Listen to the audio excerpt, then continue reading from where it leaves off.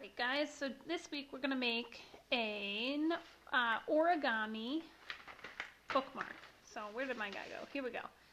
That's a good page. So when you're reading a book and you want to save your page, you can use this little origami bookmark, slide it right on, close up your book, and then when you need to go back to it later, you have your little bookmarker holding your page for you. So I'm going to show you how we're going to make this little origami bookmark. So this one I made for my son. He decided recently that turtles are his favorite animal, so I made it into a turtle. I added a little face and some flippers, but you can make this literally anything you want. If you do a Google search of an origami bookmark, you can find anything and everything, different ways to decorate your bookmark. So let me show you first how to make your bookmark. So the first thing you're going to do is you're going to get a piece of paper, can be colored, can be white, doesn't matter, and you're going to make it a square. So all I'm going to do is I'm going to take my corner of my paper and I'm going to put it right up at the top. I want this edge of the paper to line up to this edge evenly. So that's what I'm going for. So I'm trying to line up right to a little point at the corner like this, right over here. And then on this side, I don't want to be too high like this. I don't want to be too low like this. I want to be right even. And then I can press all the way down. And a good trick for folding is if you take a marker, corner of edge of a marker, or a pencil or whatever, you can kind of smooth out your crease so it's a nice even crease. So what I'm going to do from here to make my paper a square is I'm just going to trim right along that edge. And that will make my paper a square. Now luckily for this project, it's not super important that that edge is nice and straight. It should be close to straight, but a little bumpy is fine. So the first thing we're going to do is we're going to actually use that triangle. So I have my square, but I have it folded up into a triangle. The first thing that you want to do is you want to take your corners and bring them up to the top. So I'm going to do one right here. I'm going to use my marker to smooth that crease out. I'm going to do the same thing over here. This bottom corner, I'm going to flip it, bring it right up to the top. These steps are pretty simple. There's one kind of tricky step at the end. I linked on the slideshow a step-by-step that shows you very simply how to do this fold. So if it's easier to do it that way rather than watching this video, certainly feel free to do it that way. So all I did right there was I took my triangle, folded both sides up. Now I have kind of a square with a line in the middle. I'm going to open this up again. Undo those folds, which is kind of funny, right? You can see I have kind of a V shape right here. I'm going to take the top of my triangle and I'm only going to take one piece. See how there's two pieces up here? I'm only going to take the top one. I'm going to fold it right down into that V shape of that fold and just crease it. Okay, so now I have like a little, I can open that up a little bit. Okay, so here's where we get a little tricky.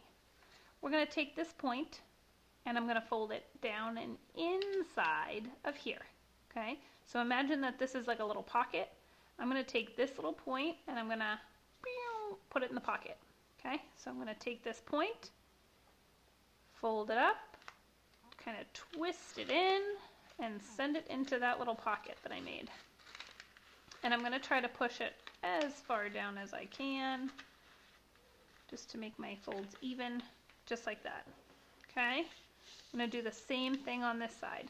I'm going to take this point, I'm going to lift this up a little bit, take this point, flip it in, slide it all the way down into that pocket. So you can see I'm sliding it all the way in, pushing it to the bottom, and then I'm creasing it right there. Crease, crease, crease. So that's the trickiest part of the whole thing, is getting those two kind of little triangle legs into the pocket. But now we're done. See, you can just slide your book right in there and you have your bookmark done. Now this, you could obviously use this just like this if you wanted to, but that's not very fun. So let's add some details. I have some red paper here. I'm going to cut out a big U shape.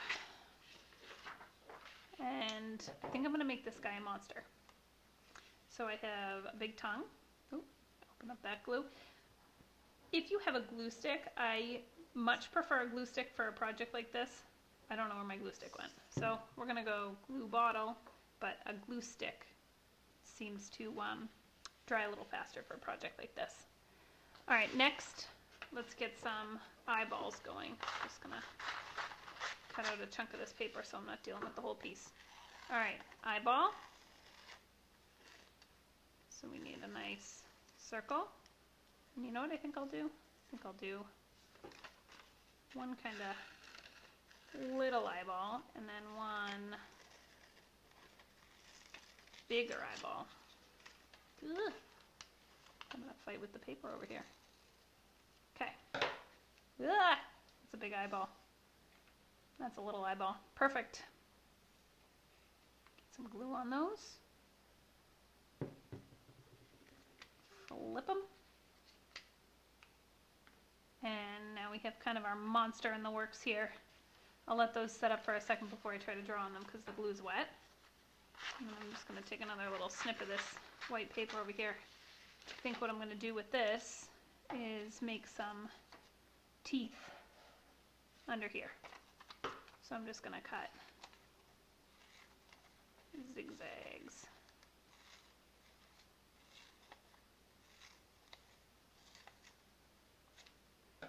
Okay. And some glue right along there. You don't need much glue for this if you are using a glue bottle. All right. Stick that right in there. Some nice sharp teeth for this monster. Okay. And then, let's see what I have for some colors in here. Let's do some blue polka dots.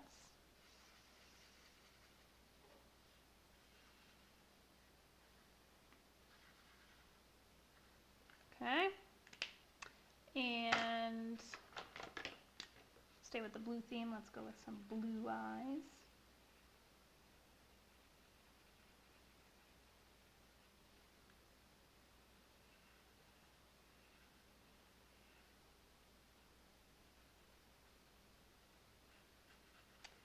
All right, and then a little yellow paper right here. Maybe I could do